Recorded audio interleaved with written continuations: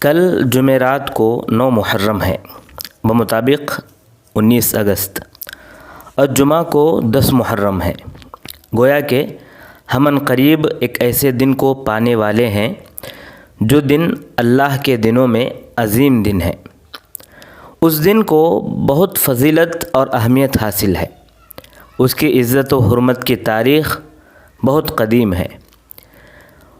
اس دن ایک ایسا واقعہ پیش آیا ہے اور ایسا حادثہ پیش آیا ہے جس میں عبرت حاصل کرنے والوں کے لیے عبرت بھی ہے اور نصیحت حاصل کرنے والوں کے لیے نصیحت بھی ہے۔ اس دن اللہ نے سرکش، مجرم، متکبر و ظالم فرعون اور اس کے قوم کے لوگوں کو ہلاک کیا۔ ان سب کو ایک لحظے میں ختم کر دیا۔ سب کے سب غرق ہوئے۔ اس ہلاک سے چونکہ ایک ظالم و متکبر قوم سے چھٹکارا حاصل ہوا، اس بنا چھٹکارا دلانے والے منعم و محسن کا شکر بجا لانا ضروری تھا۔ بنا بری موسیٰ علیہ السلام اور ان کے ساتھی اس دن روزہ رکھے تھے۔ وہ عاشوراء کا دن آنے والا ہے اور ہمیں بھی اس دن ہوئے واقعے کو یاد کرنا ہے۔ اس دن جو موسیٰ علیہ السلام نے خوشی محسوس کی تھی، اس خوشی کو ہمیں خود محسوس کرنا ہے، اور وہ خوشی ہم تبھی محسوس کر سکتے ہیں جب ہم فرعون کے متعلق جانیں گے۔ فرعون کون؟ فرعون جس کا ذکر قرآن میں 40 سے زائد مرتبہ آیا ہے، اور جب بھی اس کا ذکر قرآن مجید میں آیا ہے تو اس کے ظلم، اس کی سرکشی، اس کے اسراف اور اس کے فساد کو، اس کے جرم کو بیان کیا گیا ہے۔ تفصیل کے ساتھ اس کے تکبر کو، سینہ زوری کو، زبردستی کو، ہٹ دھرمی کو بیان کیا گیا ہے۔ جو قوم سے یوں کہتا تھا کہ ما علمت لکم من الہ غیری، میں میرے علاوہ کوئی معبود تمہارا نہیں دیکھتا ہوں، میں ہی تمہارا معبود ہوں۔ جو کہتا تھا انا ربکم الاعلی، میں تمہارا رب ہوں۔ جو کہتا تھا وما رب العالمین، رب العالمین کیا چیز ہے؟ اس طرح وہ کفر و الحاد کی باتیں کیا کرتا تھا۔ اللہ کی عظیم آیتیں جو اس کی وحدانیت پر دلالت کرتی ہیں، اس کو دیکھ کر اس کے دل میں اللہ کی وحدانیت کے متعلق اللہ واحد ہے یہ یقین اس کے دل میں ضرور پیدا ہوتی تھی، لیکن وہ عمداً سرکشی کے بنا انکار کرتا تھا۔ اللہ نے کہا وَجَحَدُوا بِهَا وَاسْتَيْقَنَتْهَا أَنفُسُهُمْ، موسیٰ علیہ السلام نے اس کو سمجھایا لقد علمت ما انزل هؤلاء الا رب السماوات، کہ تیرا دل اقرار کرتا ہے کہ اللہ واحد ہے، لیکن تو اپنے ہٹ دھرمی کے بنا انکاری ہے اور سرکشی کے بنا اس طرح کی کفریاں باتیں کرتا ہے، تکبر کے بنا اللہ کا انکار کرتا ہے۔ اس کی قوم بھی اس کی اطاعت کیا کرتی تھی، اسی لیے ان کو بھی اللہ نے ہلاک کیا۔ جب اللہ نے ان سرکشوں کو ہلاک کرنے کا ارادہ کیا تو ایسے ہلاک کیا کہ اس میں عبرت و نصیحت کو باقی رکھ چھوڑا۔ اس طرح کہ اللہ نے اپنے کلیم و صفی نبی سے کہا رات کے وقت ساتھیوں کو لے کر آپ نکل جائیے، فرعون پیچھا کرے گا حتیٰ کہ وہ ان کو آ بھی لے گا۔ موسیٰ بحر احمر کی طرف نکلے۔ ادھر فرعون کو معلوم ہوا، اس نے اپنے لوگوں کو جمع کیا، بعض مدین کے تھے اور بعض مدین کے قرب و جوار کے تھے۔ جب فوج تیار ہو گئی تو موسیٰ علیہ السلام کا پیچھا کرتے ہوئے نکلے۔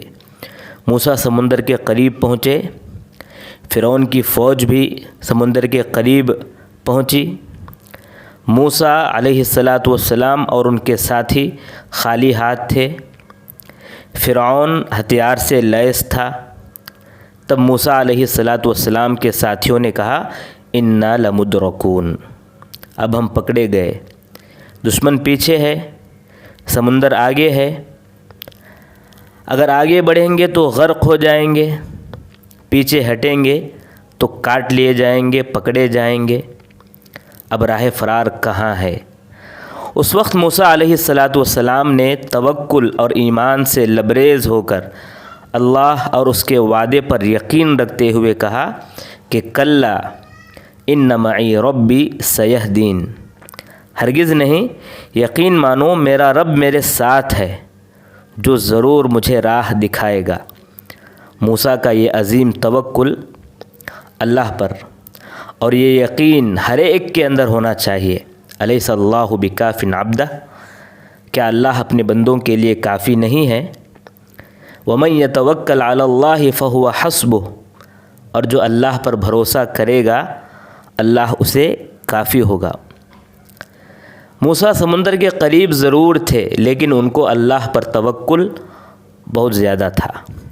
اللہ نے ان کو اپنے عصا کو سمندر میں مارنے کو کہا، انہوں نے عصا جیسے ہی سمندر پر مارا، سمندر پھٹ پڑا، 12 راستے بنے، نہ ان راستوں میں کیچڑ تھا نہ پھسلن، سمندر کا پانی ان راستوں کے بازو میں پہاڑ کی طرح رک گئے۔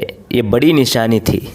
موسیٰ علیہ السلام اور ان کے ساتھی ان راستوں میں چلنے لگے یہاں تک کہ سمندر پار کر گئے۔ فرعون جو پیچھا کر رہا تھا وہ ان سمندر کے راستوں میں داخل بھی ہو گیا۔ جب فرعون اور اس کی فوج مکمل طور پر سمندری راستوں میں آ گئے، ایک بھی باہر باقی نہیں بچا، اور ادھر موسیٰ علیہ السلام کے تمام ساتھی سمندری راستوں سے نکل کر دوسری طرف پہنچ گئے تو اللہ نے حکم دیا کہ سمندر جوں کا توں ہو جائے، راستے ختم ہو گئے۔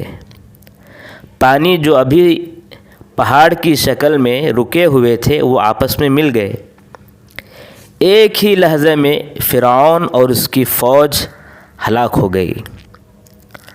جو فخر کرتا تھا ہذہ الانہار تجری من تحتی، یہ ندیاں میرے پاؤں تلے بہتے ہیں، وہ فرعون ابھی پانی کے اندر غرق ہو رہا تھا۔ یہ واقعہ اسی عاشوراء کے دن 10 محرم کو پیش آیا۔ موسیٰ علیہ السلام نے اللہ کا شکریہ ادا کرتے ہوئے روزہ رکھا۔ جب نبی صلی اللہ علیہ وسلم مدینہ پہنچے تو یہودیوں کو یوم عاشوراء کے دن روزہ رکھتے ہوئے دیکھا۔ صحیحین کی روایت ہے، ابن عباس رضی اللہ عنہ روایت کرتے ہیں کہ آپ صلی اللہ علیہ وسلم نے کہا ما ھذا، یہ کیا ہے، یہ روزہ کیوں رکھتے ہو؟ یہودیوں نے کہا یہ وہ دن ہے جس دن موسیٰ اور ان کے ساتھی روزہ رکھتے تھے۔ تو آپ صلی اللہ علیہ وسلم نے کہا انا احق بموسیٰ منکم، تب تو میں تم سے زیادہ موسیٰ کا مستحق ہوں۔ خود روزہ رکھا آپ صلی اللہ علیہ وسلم نے اور روزہ رکھنے کا حکم بھی دیا۔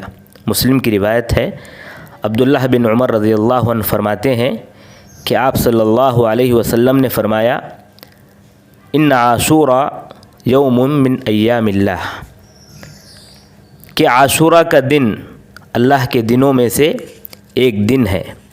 فمن شاء صامہ ومن شاء ترکہ، جو چاہے روزہ رکھے جو چاہے چھوڑ دے، لیکن مسلمان کو چاہیے کہ وہ اس دن روزہ رکھنے کی ضرور کوشش کرے تاکہ وہ اس فضیلت کو حاصل کر سکے کہ اس کے گناہ معاف ہو سکتے ہیں۔ صحیح مسلم کی روایت ہے۔ ابو قتادہ رضی اللہ عنہ فرماتے ہیں کہ صیام یوم عاشوراء احتسب علی اللہ ان یکفر السنہ التی قبلہ، مجھے اللہ پر یقین ہے کہ یوم عاشوراء کے دن روزہ رکھنے سے پچھلے 1 سال کے گناہ معاف کرے گا۔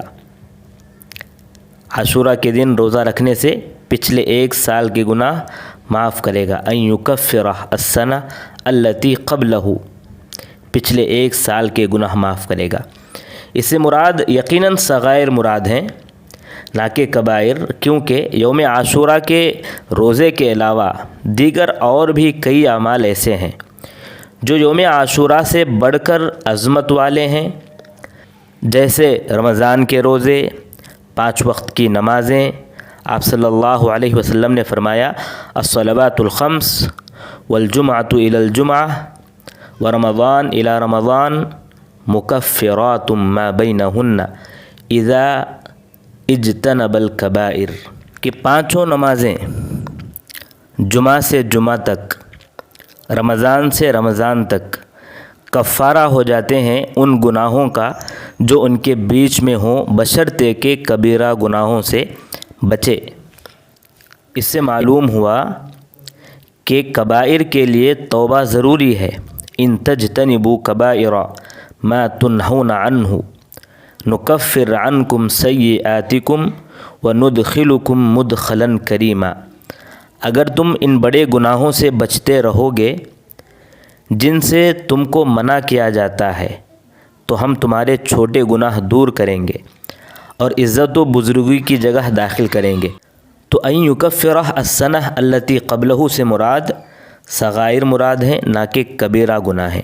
ایک اور بات جو یوم عاشورہ کے دن روزہ رکھنے کے تعلق سے ہے وہ یہ ہے کہ یوم عاشورہ کو یعنی 10 محرم کے ساتھ 9 محرم کو بھی روزہ رکھے، کیونکہ مسلم کی روایت ہے، ابن عباس رضی اللہ عنہما فرماتے ہیں کہ آپ صلی اللہ علیہ وسلم نے فرمایا لئن بقیت الی قابل لأصومن التاسع، کہ اگر میں آئندہ سال زندہ رہا تو 9 محرم کو بھی روزہ رکھوں گا 10 محرم کے ساتھ۔ اس طرح 2 دن روزہ رکھنے ہیں، 9 محرم کو تاکہ یہودیوں کی مخالفت ہو، اور 10 محرم کو تاکہ فضیلت کو حاصل کر سکیں، یعنی 1 سال کے گناہ معاف ہوتے ہیں۔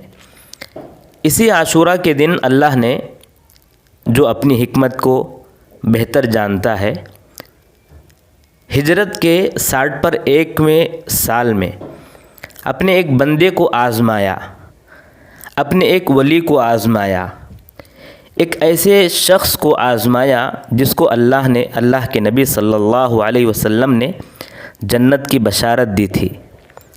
اللہ نے اس بندے کو اس طرح آزمایا کہ وہ 61 ہجری 10 محرم کو شہید کر دیے گئے۔ وہ مظلوم تھے، اس شہادت سے یقیناً ان کا مرتبہ اور مقام اللہ کے پاس بڑھ گیا ہوگا۔ میری مراد ہے حضرت حسین بن علی رضی اللہ عنہ، ان کو ظلم سے، دشمنی سے قتل کیا گیا، وہ اللہ کے راستے میں شہید ہوئے، ان کو اللہ یقیناً جنت میں بلند مقام عطا فرمائے گا۔ آپ صلی اللہ علیہ وسلم نے ان کے اور ان کے بھائی کے متعلق فرمایا کہ سیدہ شباب اہل الجنہ، کہ دونوں جنتیوں کے سردار ہیں۔ ان کے اس قتل میں آزمائش تھی، امتحان تھا، اسی لیے ان کے قتل کے بعد لوگ گروہوں میں بٹ گئے، بعض غلو کر گئے، بعض اولیاء کا مقام ہی گھٹانے لگے، اور بعض معتدل راستے پر گامزن رہے، اور معتدل پر جو گامزن ہے وہی اہل سنہ والجماعہ ہے۔ ایک گروہ ایسی ہے جن کے پاس یوم عاشورہ نوحہ اور ماتم کا دن ہے، اس دن وہ ایسے اعمال کرتے ہیں جو اللہ کو پسند نہیں، جو اعمال دین میں سے نہیں بلکہ دین نے حرام کیا ہے، منع کیا ہے۔ نوحہ کرنا، گالوں کو مارنا، گریبان کو پھاڑنا۔ آپ نے فرمایا لیس منا من ضرب الخدود وشق الجیوب ودعا بدعوى الجاہلیہ۔ یوم عاشورہ کا یہ دن روزہ رکھنے کے لیے ہونا چاہیے تھا، شکر گزاری کا دن ہونا چاہیے تھا، ان کے پاس ماتم کا دن ہو گیا ہے، نوحہ کا دن ہو گیا ہے، شریعت کی مخالفت کرنے والا دن ہو گیا ہے۔ دوسرا گروہ ہے جو پہلے گروپ کے مخالف، اہل بیت کی تنقیص کرتے ہیں، ان کو حقیر کہتے ہیں، یوم عاشوراء کو خوشی کا دن مانتے ہیں، نئے لباس زیب تن کرتے ہیں، حلوے بناتے ہیں، زینت اختیار کرتے ہیں۔ اللہ کا شکر ہے کہ آج ہمارے درمیان ایسے لوگ بہت کم ہیں، بلکہ نہیں ہیں، ورنہ ایک زمانہ تھا کہ ایک گروہ بھی جو ہے بہت زیادہ تعداد کی شکل میں موجود تھی۔ معتدل چیز اچھی ہے، درمیانی راہ اختیار کرنا بہتر ہے۔ اہل سنہ والجماعہ اسی حق پر گامزن ہیں۔ اس دن وہ لوگ روزہ رکھتے ہیں، آپ صلی اللہ علیہ وسلم کو اسوہ بنا کر، اور حسین کے قتل کے متعلق صرف اتنا عقیدہ رکھتے ہیں کہ ان کو ظلم سے قتل کیا گیا، وہ شہید ہوئے، اللہ کے پاس ان کا مقام و مرتبہ یقیناً بلند ہے، اس میں نہ افراد کے شکار ہوتے ہیں نہ تفرید کے شکار ہوتے ہیں۔ لہٰذا عاشوراء کے دن روزہ رکھیں، اس سے پہلے جو دن ہے یعنی کل جمعرات کو روزہ رکھیں، اور روزے کی حالت میں جس طرح اپنے آپ کو رکھنا ہے اس طرح رکھنے کی کوشش کریں، گالی گلوچ سے بچیں، بیکار کاموں سے بچیں، جتنا زیادہ ہو سکے اللہ کے ذکر میں گزاریں، کیونکہ بہتر ہے کہ روزہ رکھا ہوا آدمی اللہ کے ذکر میں گزارے۔